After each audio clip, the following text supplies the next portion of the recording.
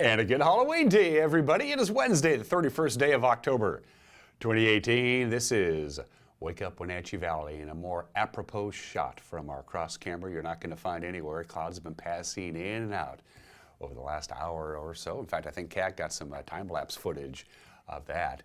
It is Halloween. It is Hump Day. It's payday. Woohoo!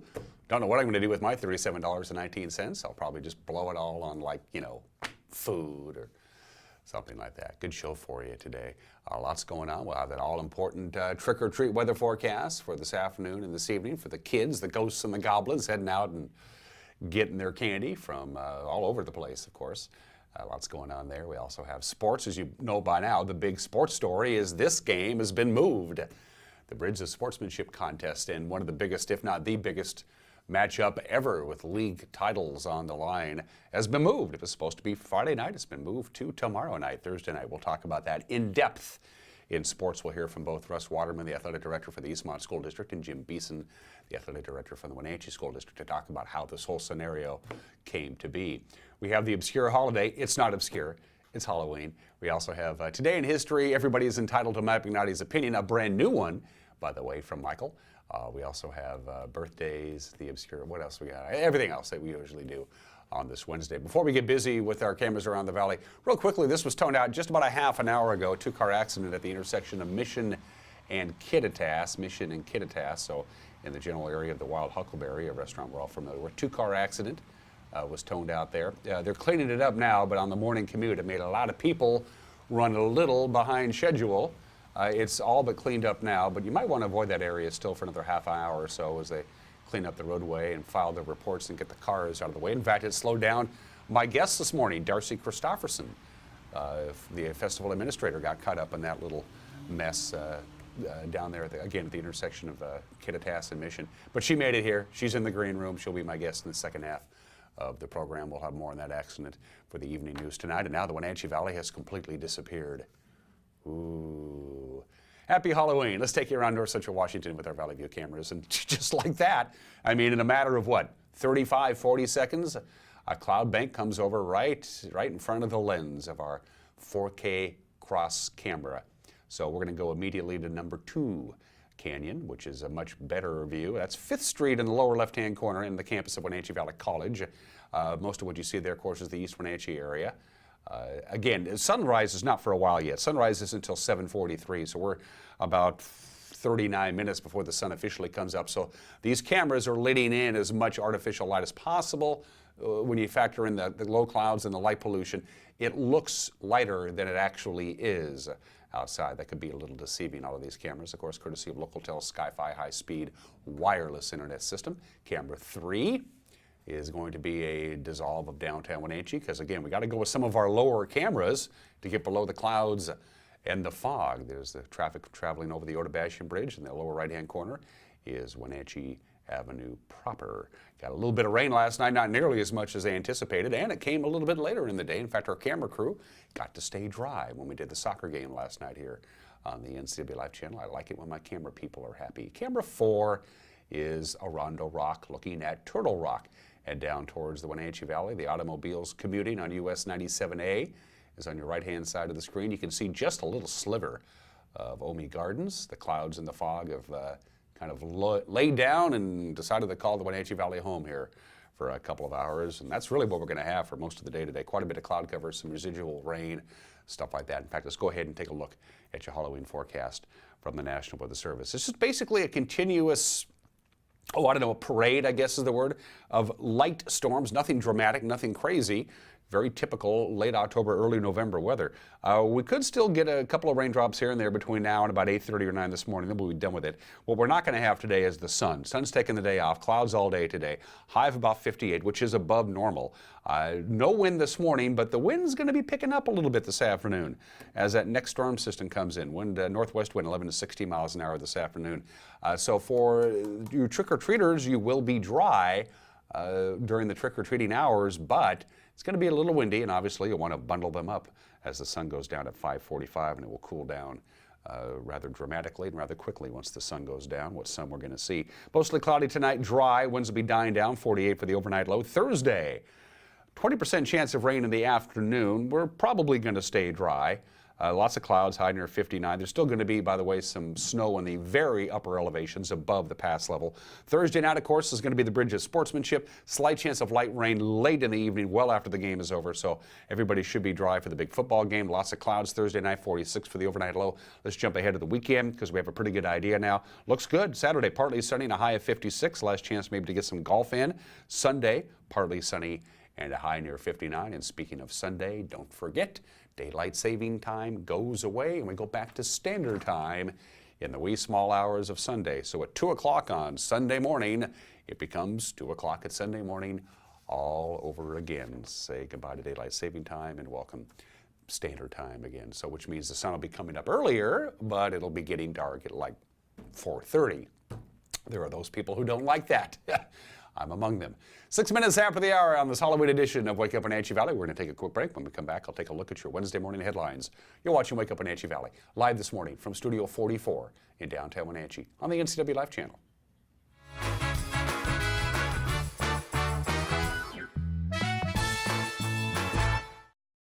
This is the NCW Life Community Calendar brought to you by LocalTel. This Saturday is Health Alliance Northwest Medicare information in the LocalTel Event Center at Pybus Public Market from 10 to 2. Come learn about plans and ask questions. Also Saturday is the Pray for Snow concert in the parking lot behind Arlborg Sports from 6 to 10 p.m. Come celebrate the start of winter and the upcoming ski season. For more information and other community events, visit ncwlife.com.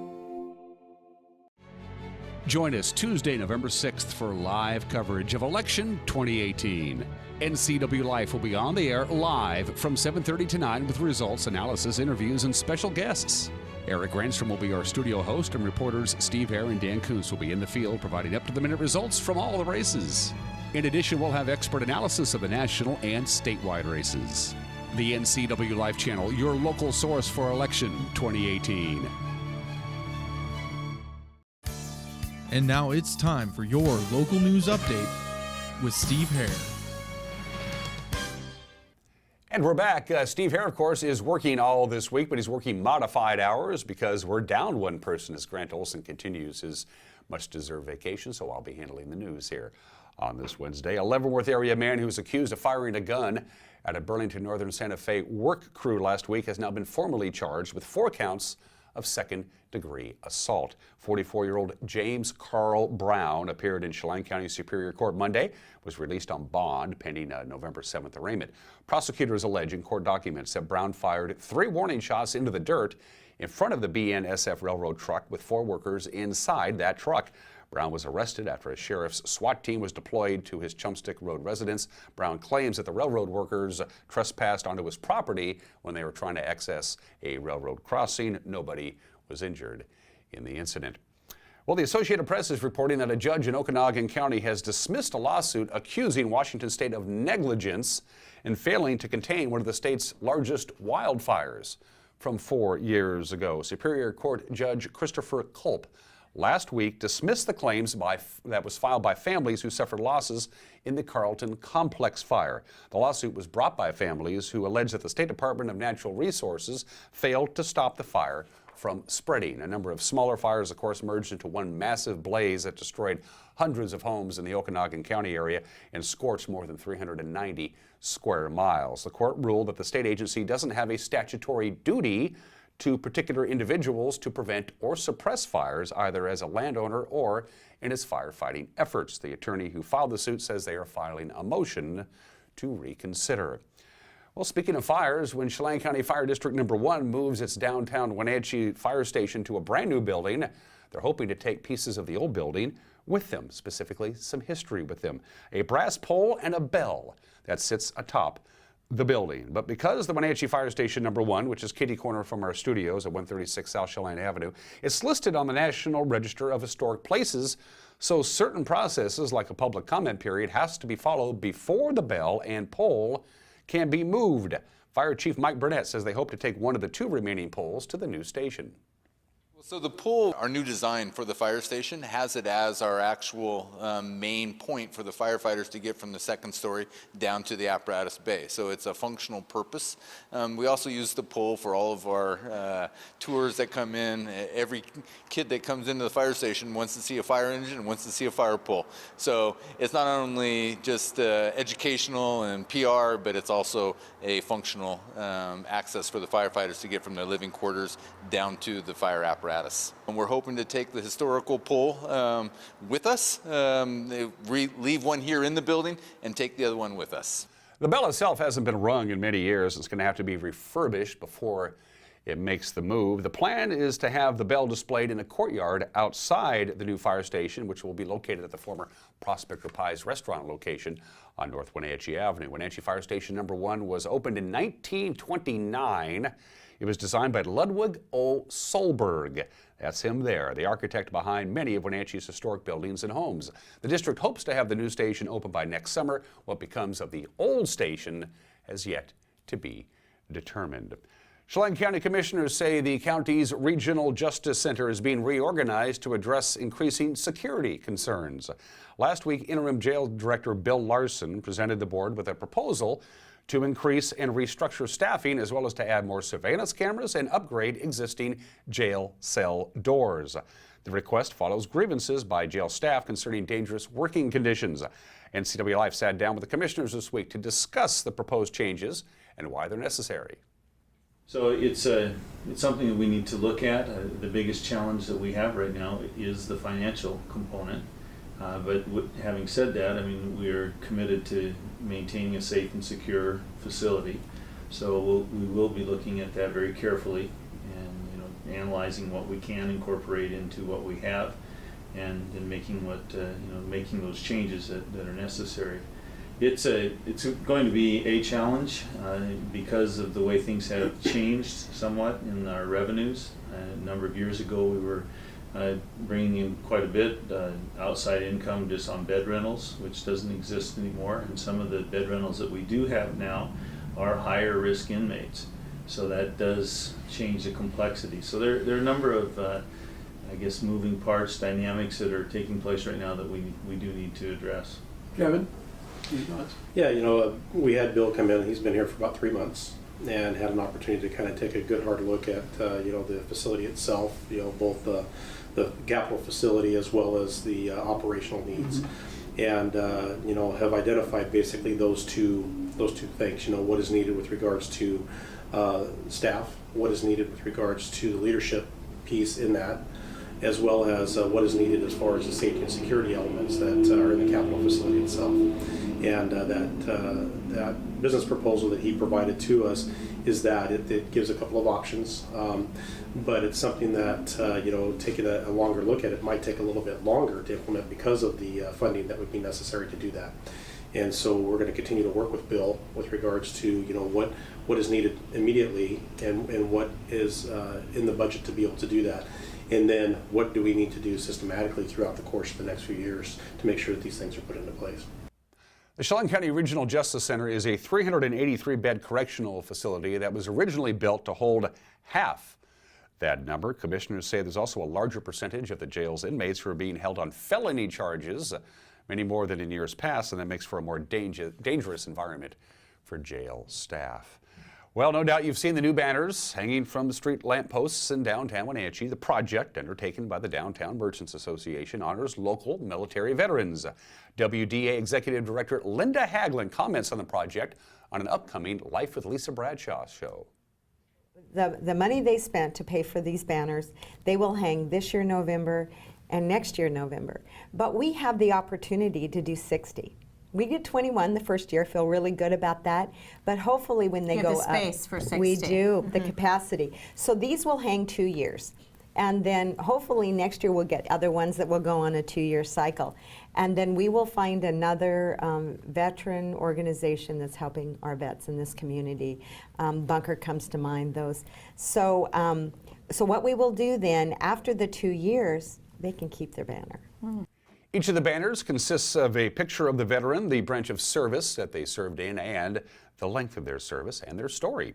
Each of their personal stories will be compiled in a book that will be published by the Wenatchee World. You can learn more about the project on an upcoming Life with Lisa program right here on the NCW Life channel. Yes, it's Halloween. Just a reminder, the streets will be crawling with ghosts and goblins and superheroes and princesses and who knows what else tonight as youngsters head out for their annual Halloween quest for fun and candy. So if you're driving around, you want to do so with great care. One place where traffic isn't going to be a problem, downtown Wenatchee for the annual Trick or Treat on the Ave event. It's from 3 o'clock to 5 o'clock this afternoon, and Wenatchee Avenue will be closed between 2nd and Orondo. That makes it safe. In addition to a haul of all the sweet treats from downtown businesses, kids can see all kinds of emergency vehicles and construction equipment on the Ave. It might be the best way to go out and do your trick or treating with your ghosts and goblins. And that is a look at news at 1:15. A reminder, the news in one tidy little half-hour package is yours to peruse at 5, 6, and 10 o'clock tonight. 5, 6, and 10, Eric Granstrom pulling triple duty this week. I don't know how he does it. He'll be in the anchor chair. He'll be doing the weather forecast. He'll be doing sports. The man is a miracle. The news with Eric Granstrom tonight at 5, 6, and 10 o'clock. It's available to watch on television. You can watch it on demand on our Facebook page, and you can watch it on demand on our website at ncwlife.com. If you'd rather watch it online, as I just mentioned, you can do so right around 5 o'clock or so each evening. And if you want to be a part of the news team, a couple things you need to know. First of all, thank you very much. And second of all, we're not going to pay you anything, but we certainly will give you lots of credit and lots of love. Bottom of your screen is all the number of ways you can get a hold of us. You can email us, you can call us, you can Facebook message us, you can go to our website and contact us with the Contact Us tab. Whatever it takes, if there's something out there that you think deserves our attention, the best way to get a hold of us is to get a hold of us. If we don't know about it, we don't know about it. So get a hold of us, all right? 16 minutes after the hour, overcast, cloudy, 45 degrees, some light rain this morning, just lots of clouds with some wind this afternoon, and a forecast high of 58, which is pretty mild for the last day of October. We're going to take a quick break. When we come back, the big sports story of the day, they've moved the big game. That when we come back with sports. You're watching Wake Up Wenatchee Valley live this morning from Studio 49 in downtown Wenatchee on the NCW Live channel.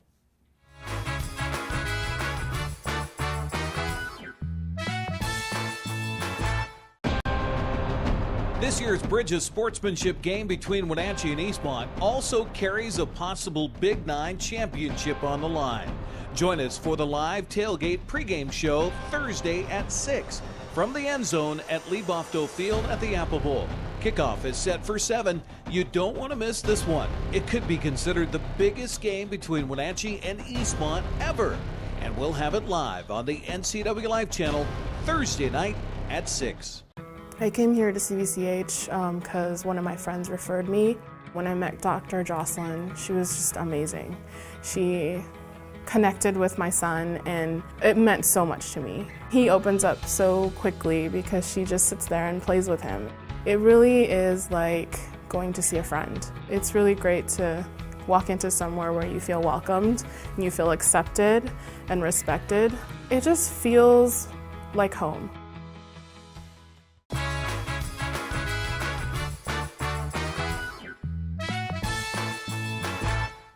And welcome back to Wake Up Wenatchee Valley. I'm Dan Kuntz. Let's do sports. By unanimous vote, the Big Nine athletic directors have voted to move the Wenatchee and Eastmont football games up a day. It will now be played tomorrow night, Thursday. Russ Waterman is the athletic director in charge of football. He says it's a matter of adhering to a rule that he and the rest of the Big Nine simply overlooked. It was brought to our attention by the WIAA that we needed to have our selection to the selection committee by midnight on Saturday. There's a rule that was overlooked by the league that we weren't aware of when we built the schedule for several years. It basically says that any state qualifying team has to be notified or has to be determined by midnight of Saturday before the state event. So for us, that means we had to decide, do we willingly violate a WIAA rule and not have that team in front of the selection committee for 3A, 4A to be properly placed on their merit on the bracket, or do we move the games to Thursday? So Wenatchee would play Eastmont Thursday evening and Sunnyside plays Moses Lake Thursday evening, and if a playoff situation arose from the outcomes of that, we would be able to play that on Saturday and be able to get the selection to the committee. That also gives us the 48-hour window between competitions that we have to, keep in mind for player safety. If Wenatchee beats Eastmont tomorrow night and Sunnyside defeats Moses Lake, that would mean a three-way tie. And that would, the Panthers, Wildcats, and Grizzlies would all be tied for first place. That would force a mini tiebreaker. The Wenatchee Athletic Director, Jim Beeson, says it's obviously not what they wanted, but they got to do what they got to do. Obviously, changing the day, moving a day early, probably the group that's impacted the most are both of the two teams, because their preparation started yesterday and they were preparing with the idea that they were going to practice Monday, Tuesday, Wednesday, Thursday, play Friday. Obviously, that's changed starting today, so those are the groups which are the most important groups that are impacted the greatest. But in terms of people showing up for the game, if they pre-bought tickets, the tickets are good for whether the game is Thursday night or Friday night. It really doesn't matter. There's no time on the tickets or anything like that. So they just need to show up for the game on Thursday. If they can't be there Thursday and want a refund of their ticket, then we will refund their tickets as well. So once again, the Bridges Sportsmanship game between the Panthers and the Wildcats had been moved to tomorrow night, Leib-Ofta Field at the Apple Bowl. We will start our broadcast live with our tailgate party starting at 6 o'clock tomorrow night, with kickoff slated for 7 o'clock. Last night, we had the District 6 soccer semifinal between the Wenatchee Panthers and the West Valley Rams from Leib-Ofta Field at the Apple Bowl, and it was all Rams. West Valley would end Wenatchee's season with a 3-0 win. The visitors would score first in the 18th minute on a goal by Kendall Sharp. That gave them a 1-0 lead into the break. The second half saw an even more aggressive Ram attack with Gracie Brownwell scoring in the 63rd minute, followed by the game's final goal by Shannon Curtis in the 78th minute. Eric Granstrom was there and had the call on the NCW Live channel. And here's a chance for Wenatchee in front. Kate Springer with a shot just a little bit wide to the right. Nice give and go there. Here's Kate Springer again with the right-footed attempt, and it is gobbled up by the goalkeeper Ty Brennan. And here's an opportunity for West Valley, but a little misdirected shot, and now the ball picked up. Look out, here they come, as Kendall Sharp has it, and it goes in. Kendall Sharp from 25 yards out, and the first goal of the game is scored by West Valley. Having three bodies around her, and now she'll put the left foot to it, and just off the mark on the left side. Griggs with the dribble, chips it ahead. And now the center, back to Griggs, is there, but off the mark again on the shot is Madison Smith. Smith collects it back, turns the shot just over the top of the crossbar. Oh, that was a pretty shot. And maybe a little fatigue factor. And here is West Valley, and coming out, the goal is open, and it will be a goal scored for the West Valley Rams. Now a chip ahead, and a chance for the West Valley Rams. The ball loose. Coming up with it, Shannon Curtis with the left foot, and it is in, and that will be the third goal of the night, and that could very well send the West Valley Rams on to the district championship. The Eastmont Wildcats, meanwhile, went to Moses Lake, and they knocked off the Chiefs by a final of 1-0. The game was scoreless until late, when Eastmont finally broke through and ended the Big Nine's #1 seed from the tournament. The Wildcats were the #4 seed. Heading into the districts with 44 points, the Rams the #3 seed with 50 points. So, West Valley will host Eastmont for the district championship and a ticket to state. That will be Saturday at 1 o'clock. Also in district soccer action last night in the Caribou Trail League, Okanagan advanced to the Glue crossover game. They eliminated Cascade and Leavenworth. The final was 3-2. Les Schwab Prep volleyball scoreboard from last night. Wenatchee traveled to Eisenhower for its regular season finale, and it was a grueling 5-game win, but they pulled it out 3-2. The Panthers won the first set, 27-25. They dropped the second, 13-25. Bounced back to take the third, 25-23. Ike won the fourth, 25-18. That set up the fifth and final game. Panthers winning 15-11. Wenatchee sits a half game back of Eastmont for second in the Big Nine. Their season is over. The Wildcats still have a game to go. By the way, this game has been moved from Thursday to Friday. The Wildcats at home against Moses Lake. In the District 6 1A tournament last night, Cascade advanced with a 3-0 win over Omak. After the Kodiaks edged the Pioneers in the first game, 25-20, they aced through the rest, as you can see there. Cascade heads to Lakeside for the Glue crossover Saturday at 1 o'clock. District champion Chelan will host Colville this weekend. The Wenatchee Wild fall to 6-7 on the road in BCHL play last night. They lost to the West Kelowna Warriors. The final there was 6-2. The Wild came out strong in the first period. They scored just a minute 20 into the game on Murphy Stratton's third tally of the season, but it was all Warriors from there. Lucas Cullen and Mike Hardman would score 2 goals each. West Kelowna built a 2-1 lead at the first intermission. It would be 3-2 after the second period. They'd add 3 more goals in the third for the final score. Wenatchee will try and bounce back Friday. West Kelowna will be in town 7 o'clock at the Town Toyota Center on Friday, and then the Powell River group will be in town Saturday at 7. Well, preparing for what is now a Thursday Bridges sportsmanship game between the Wenatchee Panthers and the East Mile Wildcats. We're going to take a look back at last year's 49th meeting between the two. It was a crazy back-and-forth game, but we were tied at 28 at the end of regulation. They went to overtime. Ian Dunn and Mark Miller had the call on Coho Radio, and we had the TV coverage right here on the NCW Life channel from 1 year ago. First possession of overtime. Lopez the handoff off the right side, and he has a touchdown. Eastmont draws first blood. If the Panthers don't line up correctly, they'll run it. If they are going to run it. Massey off to the right side. Looks to the end zone. Catch is made. Oh, my goodness. 2-point conversion. Now that really puts the onus on Wenatchee. Not only do they have to score, but they have to get a 2-point conversion. And Blauman the handoff off to the left side, and he's in there. Touchdown Wenatchee. Nate Blauman, his second TD of the day. Here we go. And Blakeney moving to his right. Throws left. And it's incomplete. And the Wildcats win it. Phenomenal. And boy, are they celebrating out on the field. Boy, no losers tonight, boys. Put your heads high. Incredible contest. And boy, you got to tip your cap to these Wildcats. We're going for 2. And that turns out to be the deciding factor in this overtime. Last year's game was only the 12th victory for the Wildcats out of the 49 games played between the two schools. Of course, tomorrow marks the golden anniversary of the rivalry. We will have it live once again, beginning with a pregame tailgate show, 6 o'clock. Eric Granstrom and Hall of Fame coach Phil Zakowski will have the broadcast here on the NCW Life channel. And those are just some of the games that people are playing on this Wednesday morning. It's 27 minutes after the hour. Let's do the obscure holiday of the day today. Nothing obscure about Halloween. It's Halloween. I think you pretty much know about that. The origins of Halloween, I did a lot of research on this, dates all the way back to an ancient Celtic festival called Samhain of about 2,000 years ago in an area now known as Ireland, of course, because they celebrated their New Year on November 1st. The New Year's Eve was October 31st, so they did all kinds of strange, bizarre rituals.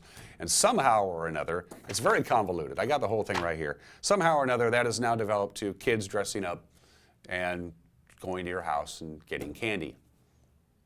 Tradition. What do? I don't have time to explain it. Happy Halloween. Be safe, you trick-or-treaters out there. By the way, don't come by my house. Nothing personal. Just don't. Cat just called me a grump in my earpiece. I won't have any candy. Here, that's all there is to it. Let's do today in history. Happy 154th birthday, Nevada. That's Nevada's state flag. It ain't much, is it? They can do better than that. Nevada was admitted as the 36th state of the Union on this date, October 31st, 1864. It is known as the Silver State. The state flower of Nevada is the sagebrush. Over 2/3 of the population of Nevada all live within the greater Las Vegas metropolitan area. No surprise there. What Nevada had was nobody living there. Nevada was the smallest state by population forever, and it wasn't getting any bigger. In fact, people were leaving. They were just deserting Nevada because there's nothing there. So they decided, okay, California is our neighbor. Let's legalize everything that we possibly can that's illegal in California. Then they'll come visit us, right? So here came, gambling, easy divorce, open liquor laws, prostitution, all the great sins were then made legal in Nevada. And by golly, it worked. It worked. Everybody said, okay, I'll go to Nevada now if I can do all the stuff I can't do in California. Happy birthday, Nevada, 154 years old today. Today marks the anniversary, well, it got to 100 degrees on October 31st, 1923 in Marble Bar, Western Australia. Got to 100 degrees 95 years ago there. And for the next 160 days, the afternoon high would be at least 100 degrees. 160 consecutive days of triple-digit temperatures began on this state in 1923. It's hot. There you go. One of the strangest air crashes of all time happened on this date, October 31st, 1999, 19 years ago today. Egypt Air Flight 990, a nonstop overnight flight from New York City's JFK Airport to Cairo, Egypt, crashed in the Atlantic Ocean near Nantucket. All 217 people on board died. The man behind the wheel, the yoke, if you will, was Gamil al-Battuti. There were two different investigations. The National Transportation Safety Board said the guy flew the plane into the water. The Egyptians said there was some sort of mechanical problems. It's never really been figured out why the plane crashed, but most experts agreed that the pilot just simply flew the plane into the ocean. Happened on this date 19 years ago. Let's do some birthdays for you at 30 minutes after the hour. He was called the loneliest man in the universe during the Apollo 11 mission. I'm talking about Michael Collins, the American general, pilot, and astronaut. He commanded the module, the thing that rotated and orbited around the moon while Neil Armstrong and Buzz Aldrin hung around the moon and had a pretty good time. He was in orbit around the moon all by himself, the loneliest man in the universe. So he never actually made it on the moon on the first flight. He eventually did. Michael Collins is 88 years old today, part of the legendary Apollo 3 group. Apollo 11 group. Michael Landon was born in this state in 1936, passed away of cancer at the age of 54 back in 1994. Of course, Little Joe Cartwright on Bonanza, Charles Ingalls on Little House on the Prairie. He was on Highway to Heaven. He appeared on the cover of TV Guide 22 times, which is second all time only to Lucille Ball. And he did it all. He wrote, he directed, he produced, he acted. He did it all. Michael Landon was born in the state of 1936. We just lost David Ogden Stiers a couple of months ago. He, of course, played Major Charles Emerson Winchester in MASH. He was born in the state 75 years ago. He was also, of course, the Reverend Gene Purdy in The Dead Zone, a very fine actor. David Ogden Stiers would have been 76 years old today, and probably the greatest college football coach of all time. I think he deserves that title. I'm talking about Nick Saban, who is 67 years old today, got at LSU to the national championship in 2003. Since he's been with Alabama, he's on his 11th season with the Alabama Crimson Tide. They've won national championships in 2009, 2011, 2012, 2015, and last year. Nick Saban, who got his coaching start as a graduate assistant at Kent State University under Don James. Nick Saban is 67 years old today. If you know a local celebrity who's celebrating a birthday, you can get them to us. Go to our Facebook page. Facebook us. Go to our private message page, send me your birthday. I'll do my best to get your local celebrity's birthday on the air. Going to take a break. When we come back, a brand new opinion from Mike McNaughty. And he's got a lot of them. Everybody's entitled to Mike McNaughty's opinion. And then Apple Blossom Festival Administrator Darci Christoferson with her traditional visit. All coming up. You're watching a Halloween edition of Wake Up Wenatchee Valley on the NCW Live channel.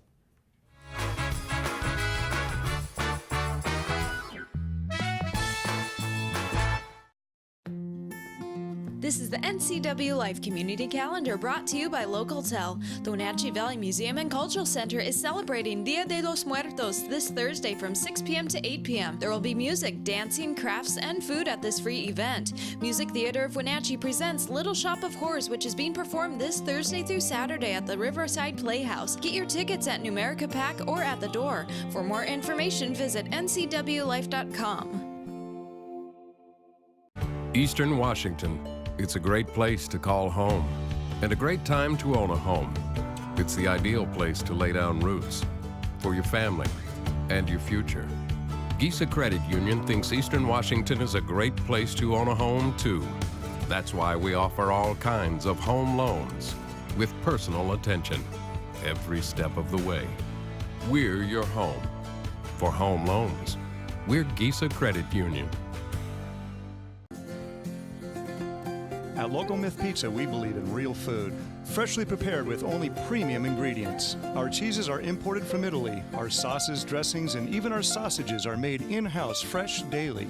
featuring Northwest craft beers and 30 Chelan Valley wines and ciders. Family fun and amazing food. Eat local, drink local, and be local at Local Myth Pizza. Come see why Sunset Magazine says you can't beat Local Myth Pizza. With 15,000 square feet to explore, you'll find something special at the Antique Mall at Cashmere. For the do-it-yourselfers and those with a keen eye for making something old fresh and new again, the Antique Mall at Cashmere is the place to come find your next project. From the coin enthusiasts to avid collectors, Antique Mall at Cashmere has treasures in every corner. Come find your treasure today. Antique Mall at Cashmere's friendly staff is here to help. Stop on by today. Dear Mary Maids, just got home from a trade show and I didn't have time to pick up the house. Kids made chili. Jeff did a mud run. Oh, and Winston shredded Teddy's bed. Again, please clean it the best you can. Oh, except for the statue Max made for me. Thanks, Abby. Hi, Abby. Clean kitchen, clean bath, clean floor, naughty cat, poor Teddy. The statue is precious. You should keep it forever. See you next time, Mary Maids. Hey folks, Carrie from Blueberry Hills. A chill is in the air and it's a perfect time for some old-fashioned comfort food like our amazing Eggs Benedict, chicken fried steak, French dips, soups made from scratch, or fruit pies fresh from the oven. The crowds might be gone, but we're still here for you folks. So bring an appetite and a friend to Blueberry Hills in Manson, where you pick, you sit, you eat, and you visit. Open Wednesday through Sunday from 8 to 3. wildaboutberries.com.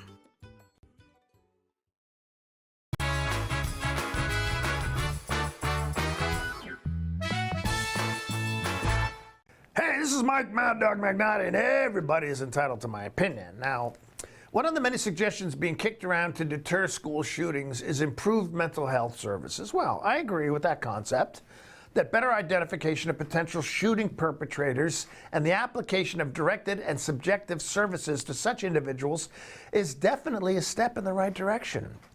However, as with all suggestions to deter school shootings, better mental health services is a limited answer, as mental health counseling is only effective if the individual receiving the services wants to be helped.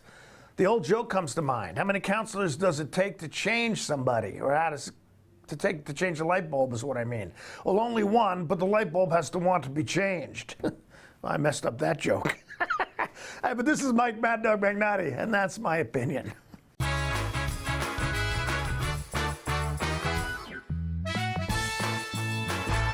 Collins Fashions has your lifestyle in mind. Casual to special occasions, head-to-toe styling, foundations to shoes, jewelry, scarves, handbags, awesome gifts too. Denim brands from Liverpool, Not Your Daughter's Jeans, French dressing, all fits and sizes. Slacks from Joseph Ribkoff, Renoir, Tribal, and Elliott Lauren. Easy care and flattering. Stylish sweaters from Icelandic, Curio, and Tribal. Great selection of cashmere sweaters and scarves too. We always have you in mind at Collins Fashions in downtown Wenatchee.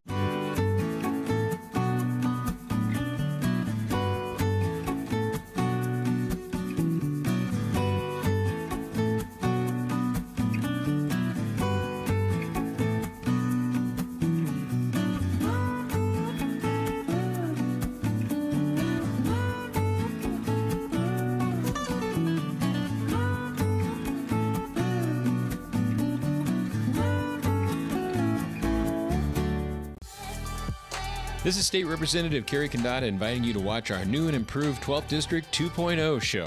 Now featuring more information on federal, state, and local issues in a leaner, faster format. Guest hosts John Wise and Shiloh Shower bring it all home with yours truly, Kerry Kandata. Why do we call it 2.0? Because just like me, it's the stronger, faster, and lighter version of today's politics. Also available on demand at ncwlife.com.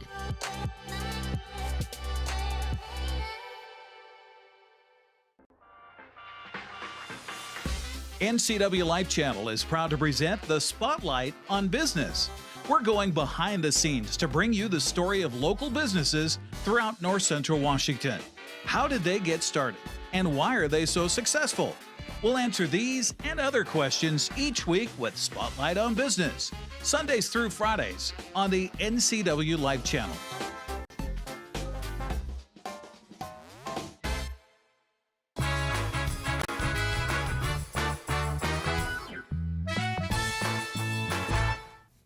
Trick or treat on this Halloween edition of Wake Up Wenatchee Valley. I am Dan Kuntz, your host. My guest is the administrator of the Washington State Apple Blossom Festival. You've been the administrator for 25 years, and I just forgot your title. Totally forgot. Why do they give you why aren't you the executive director? Why are you? I don't know. That was kind of a Jeff Smith thing back in 1995. It was confusing because we have the director general, which is the head volunteer. So calling me the executive director, they didn't want to confuse that with the director general, so they came up with the word administrator. Which is fine. It's a good. Either way, Darci's in charge. We got a lot to talk about. First of all, let's talk about this. Oh, this is a bit of a conflict for you. And this, yes, it is a little bit of a conflict. Darci is an Eastmont class of '85. I'm Wenatchee class of '83. But you have kids, because you lived in the Wenatchee School District for a long, long time, and so you have kids who've gone through the entire district, and they're still going to Wenatchee High School. Yes, we have a senior and a junior playing Panther football. So we have to say go Panthers. Yeah, but tomorrow night you're cheering for Eastmont, right? You're cheering for your alma mater. No. You're not? No. You sure? No. Just a little part of it? No. Yeah. I live with these two boys that are like, wah, for tomorrow. Darci and I are on that little weird generation where we never played each other in football. We never did. Yeah, no. so it wasn't that big of a deal. No, we play each other in basketball. Right. But not football. But not football. So it's some, for quite a period of time in the 70s and 80s, they didn't play each other, so didn't really have a dog in the hunt. Yeah. And now they're back playing each other. They are. Again. It's very exciting. It'll be fun. And it's moved to Thursday. It's moved to Thursday. I'm good with that. You know who's really happy about this? The move to Thursday, probably the only people who are happy about it, the Wenatchee Wild. Because my guess is not a lot of people would have gone to the game on Friday night with the Bridges Sportsmanship game. But now Friday is freed up. Yeah. So. Yeah, no, I'm good. I'll be there no matter what. Yeah. Could have been tonight and I'd be there. So. Let's talk Apple Blossom Festival. 3 big events that they focus on is in chronological order: the auction, and then the Cashmere Valley Bank royalty selection pageant, and finally the festival itself. Well, last Saturday, the 27th, was the auction. It was. It was a blast. It was so much fun. Yeah, it was our 23rd year of doing our big auction, and it was a Halloween theme. And you were our MC, did an amazing job. And we brought back Cody Hodge as our auctioneer, and we had about over 400 people there, which is the most we've ever had, and really the most we can have, because we have so many items, you can barely move in there. But we think we grossed a little over $90,000. Okay. Our goal was 100 for the 100th. We might have done that. I don't want to officially say that, but I know we did at least 90,000 grossed. So. The job of emceeing this event has gotten a lot easier over the years because they've bumped up the number of silent auction items and they've backed off on the number of live auction items. And that's most of my work is the live auction stuff and that kind of stuff. Yeah, we just kind of learned through the years that towards the end of the night, people are ready to go. So having 25 live items gets a little long. So we did 15 this year? 15, yeah. It was perfect. We did the same amount in live that we did last year, and we actually did a lot more in silent than we did last year, and I think that's why we just kind of threw more stuff in there, and people have fun competing for the silent items. And almost everybody dressed up, and that was cool. I'd say 90% of the people who were there, even the staff at the center dressed up. Oh, I know, isn't that fun? Yeah, but it was a super fun night, and I didn't even know who people were because they were so dressed up. I saw Pat McDonald. I'm like, is that Pat McDonald? I could tell by her eyes, but that was about it. So it was a super, super fun night, and we want to thank all of our sponsors and all the businesses that donated items, but because just by donating a $50 item, most people bought it for $100. So that was huge for us, and we really appreciate everybody participating. Now we're able to put on this 100th festival and get ready for our royalty to get their scholarships, and we're ready. Bring it on. And the other thing that was going on, it was kind of strange. There were 3 significant sporting events going on simultaneously. Yeah. So everybody's having a party and having a good time and drinking the free beer from Odom and enjoying themselves and the great food. I mean, it was a big party, but everybody's on They're on their phones. Huskies, Cougars, and the World Series were all going on at the same time. I even looked when we were drawing Quino numbers. I was like, why is everybody on their phones? What is going on? And then, the Cougars, not the Huskies. The Huskies lost. The Huskies lost, Cougars won. But the Cougars won, so. It was a fun night. Thank you for inviting me to be the MC. Well, thank you. And next year, it's October 26th, and our theme will be a tailgate party. Okay. So hopefully there'll be some big games happening again, and we can play them during the yeah. event. We did that one year when the Mariners did something great. They were in the playoffs. I think it was like 2002. Something like that, yeah. And so we had the Mariners game going the whole time, so it was really fun. And we also got to see about a 4-minute sneak preview of the long-awaited and well-prepared, I can't wait to see it, the big movie that North 40 Productions is putting together. They're putting together a documentary on the history of the festival. We got to see a little 4-minute tease on that. Wasn't that great? I know we'll put it on our Facebook and on our website, but that footage is all about the parade and a little bit of the park, but more about the parades.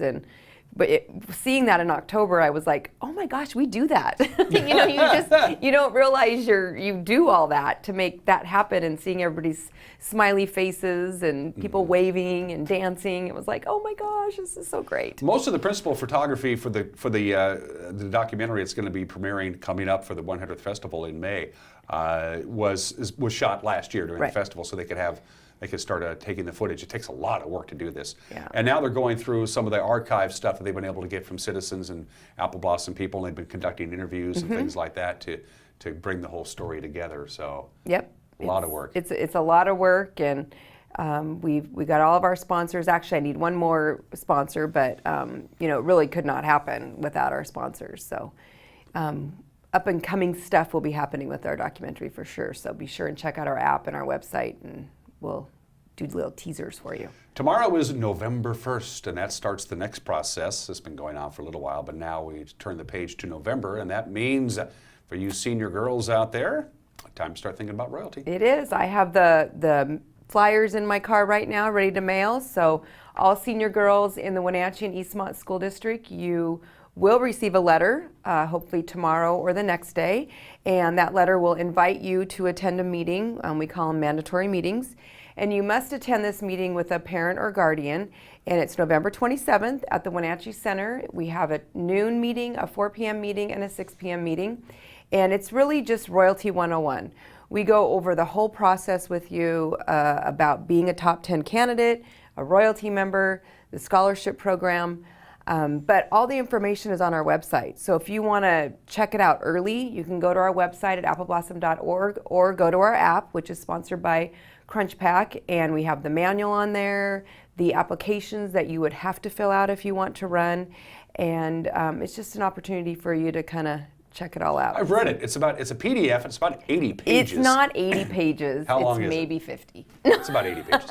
It's a pretty fascinating read, too. You can't tell us that you didn't know anything because it's all in that royalty manual that has been approved by our board of directors. But it's good to kind of check it out early, then come to the meeting and listen to our spiel. And you only have to attend one, like I said, and you don't have to attend the same one as your parent or guardian. If you want to come to the new meeting and your parent or guardian wants to come to the 4 p.m. meeting, totally fine. But you have to be at a meeting to run, or you can't run. That's why they call it mandatory. Right, exactly. And I always tell girls and parents, if you're the least bit thinking about it, you just come to the meeting. If you don't like it, then you don't have to run, but at least you came to the meeting. But if you don't go to the meeting, you can't. It's as simple as that. So all senior girls in the East Wenatchee School District, plus private school, homeschool, whatever the case would be, how many letters are you sending out? How many is that? There's over 600 letters that we're sending out. Yeah. Wow. So, and of course your schools have information too. So at Eastmont High School, Deb Worth is in charge of that process, and then Mr.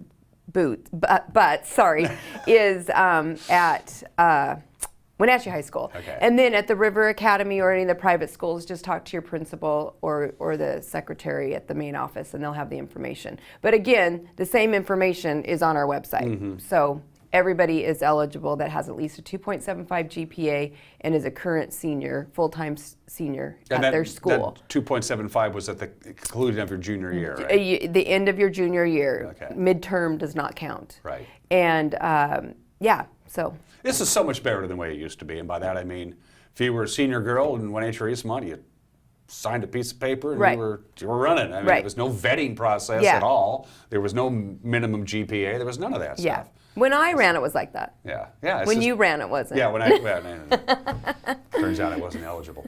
But you're right. Back in the day, everybody was on a piece of paper, and you had to take your name off to not run. Exactly. Yeah. So now, now it's much. Yeah. Could you imagine that? That's how I voted, by the way. We'd have like a this year. top 300 or something. I just realized. I think I may have messed up my ballot. What? Yeah, my ballot. Like for voting. to vote right now? Yeah, no, I was looking at it and I go, well, I don't want this person, so I crossed their name out, and I think I did that all wrong. Skip, can I get my ballot back? I'm kidding. When is the Kashmir Valley Bank Royalty Selection Pageant this year? It's February 9th. Okay. At, of course, the Wenatchee High School Auditorium. Tickets are $20 each, and they go on sale Martin Luther King Day. So they won't go on sale till January. We wait until the top 10 are announced, and then we figure out all the tickets, and then we'll open it up to the public after that. What's the theme this year? Everything has a theme. I can't tell you. Oh. This concludes our conversation with Darci Christoferson. But Amy Mowbray is the director this year with the Wenatchee Central Lions Club. She'll whip right through It's pretty cool. Yeah, it'll be a lot of fun. It'll be a lot of fun. Maybe bring back some past royalty. Yeah. Not quite sure. And that's really going to be, as we mentioned this before, when they had the 75th anniversary, they brought back all the royalty that they could get a hold of who could physically make the trip to little old Wenatchee Town, USA, to participate in the parade. Something along those lines, I'm sure, is planned for the centennial. Yep, for the 100th, we'll bring back all the past royalties. So we will be in need of convertibles. We are asking the past royalty if they know of someone that has convertibles to kind of work with that person. But anybody that has a convertible, we will have an application online that we would love for you to fill out. It needs to at least hold three people, 2 possibly, but we do like the convertibles for the past royalty to at least hold 3. So, do you have to drive your car? You can say, I have a convertible, I just don't want to drive it. Yes, you can do that. Okay, it's just kind of uncomfortable for us because usually understand. these cars are very nice. And I know you don't want me driving your convertible. No. My dad doesn't let me drive his convertible. So I know you wouldn't want me driving your convertible. So. Logistically, my guess is the Milk Growers Grand Parade is going to be longer than ever. I mean, is there going to be that many more entries? Well, we kind of group it. Okay. So we put like 4 cars in one group for past royalty. So it's not like 1974 goes, then we have a float, then 1975 goes. We kind of group them up. So I think it wasn't that much longer, when we did it for the 75th. Which I barely remember. But it might be a little bit longer, but who cares? Yeah. It's a parade. Yeah, it's our 100th festival. And it's the 100th one. That's right. That's right. Last year's parade that we televised was fantastic, and the year before that we televised was fantastic. We've had some really good parades. Any special surprises parade-wise? I mean, this is the 100th. Have you been making some phone calls? Hey, we're the oldest festival in the state, and we're celebrating the 100th. We'd love to have you, or love to have you back. We have put There's a lot of stuff you can't tell me, I can't tell you anything. It's a surprise. It's the 100th. It's like October. I can't tell you everything right now. But I can tell you about the royalty scholarships. I know we talked about this last time. Let's do this. Let's take a quick break. Okay. We'll take a quick break. We're talking to Darci Christoferson, the Executive Director of the Washington State Apple. You just called me the wrong thing again. I know. I did that on purpose. Gosh. Jeff Smith would be really angry with you. Jeff loves me. We're going to take a quick break. We'll be right back with Darci. You're watching Wake Up Wenatchee Valley Halloween edition on the NCW Life channel.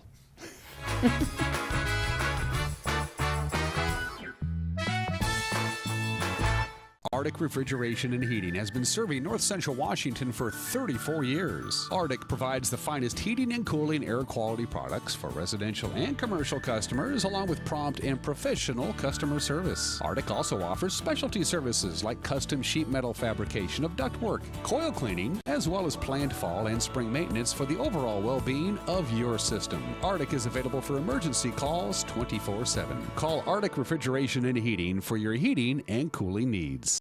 Thanks to the help I received at Goodwill, I have a job. I'm working now. Thanks to Goodwill. Thank you, Goodwill. Thank you, Goodwill. Thank you, Goodwill. Thank you, Goodwill. Goodwill's Employment Connection Center is a free walk-in job search assistance program designed to get you back to work. When you donate to or shop at Goodwill, you're really helping people find work.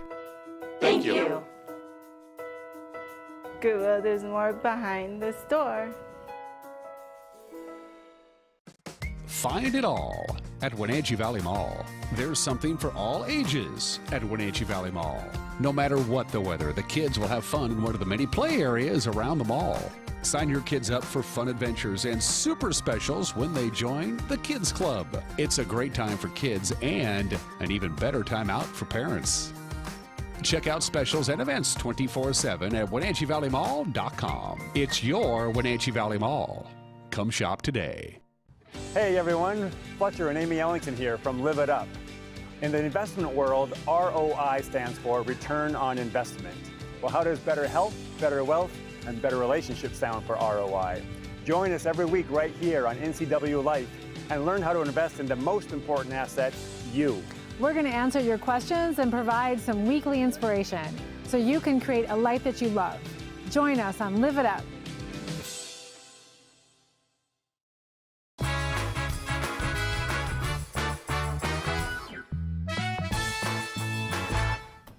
And we're back with Darci Christoferson, the Festival Administrator of the Washington State Apple Blossom Festival. Back to royalty, because you upped the ante for the Royal Court. The two princesses and the Queen get more scholarship money this year. In fact, it's a big raise. Yeah, I was talking to a past princess, Jennifer Jacobel-Bouchon, yesterday, and told her what the scholarship increase was. She goes, "Oh my gosh, I'll run again." Yeah, our Queen will receive a $10,000 scholarship, which is sponsored by the Wenatchee Appellarians, and then our princesses will each receive a $5,000 scholarship. It used to be $6,000 for the Queen, and then the princesses were $3,500. So that's a big increase. So right there is a perfect reason to run for Apple Blossom. And if you're in the remaining 7, you get $1,000, and then if you get an award at pageant, you get $1,000. There's 4 awards that are given out. So that money is part of the money that was raised on Saturday night, and then other contributions as well. Yeah.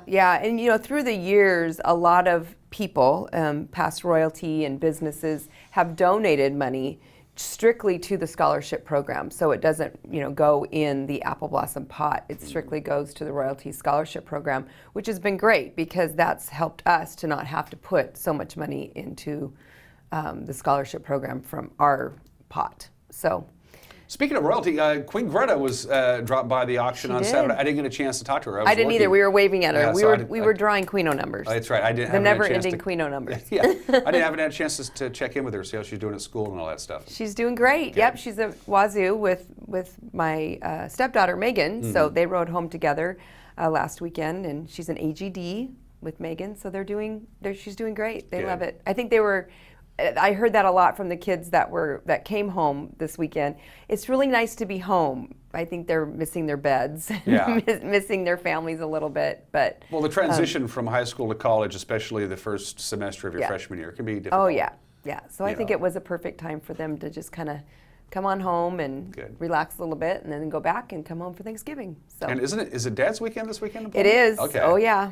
Okay. So again, that's a perfect thing for us that the game was moved to Thursday, because Jeff is going to Dad's weekend. Now he can go Friday and Saturday. Well, that makes perfect sense. Thank you for changing the game. It's not great for us.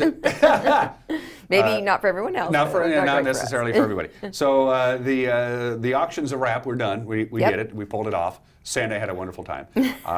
We got the royalty, the beginning of the picking of the royalty process is now beginning with the mandatory meetings coming up. All this information is on their website. And then the Cashmere Valley Bank Royalty Selection Pageant. And then it's here. Then the festival. Yeah, we'll be putting all of our applications, the Grand Parade, the Youth Parade, Arts and Crafts, all of that will be put online here in the next week. We really want to it's a little early for us. We usually don't put our application online until January, but with it being our 100th, we are actually getting a lot of people calling, saying it's your 100th, we want to be in your parade. So we're going to have all that online probably within a week. And another thing that we'll have online too will be the application to fill out to go to the ball. Yes, we're bringing the ball back. Yep, we're bringing the Queen's Ball back. So that's open to the public, and we're expecting probably 800 people. We'll have a live band. It'll be super fun. So we'll have an application for the public, and then of course we'll have an application for the past royalty too. That will be separate from all that. Are you riding in the parade? Are you doing this? So all that's hopefully going to be happening within a week. So when is the ball? The ball will be the Friday, so that will be May 3rd. Okay, so golf on Thursday. Golf on Thursday, All Service Club Luncheon on Wednesday. Right. So it goes Wednesday, All Service Club Luncheon, golf Thursday. Thursday night will probably be the unveiling of the documentary. That's what we're hoping for, is the premiere of that.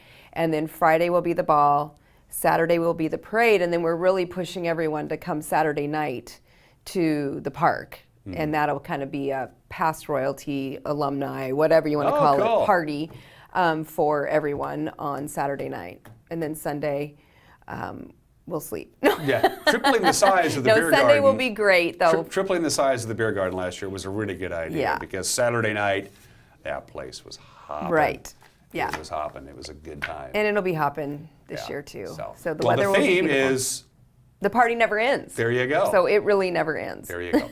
Everything we talked about, appleblossom.org, appleblossom.org. You got to get a hold of those folks in Virginia and get appleblossom.com. I from know. them. So they're nice people. They also have an Apple Blossom Festival. It's in Virginia, but they have the domain name appleblossom.com. Their festival They do. can't hold a candle to ours. And they can't. Darci, I will see you tomorrow night at Leave Off the Field of the Apple That's Bowl. right. Everybody have yourself a great Halloween. Be safe out there. We'll see you tomorrow. Bye-bye. Bye-bye.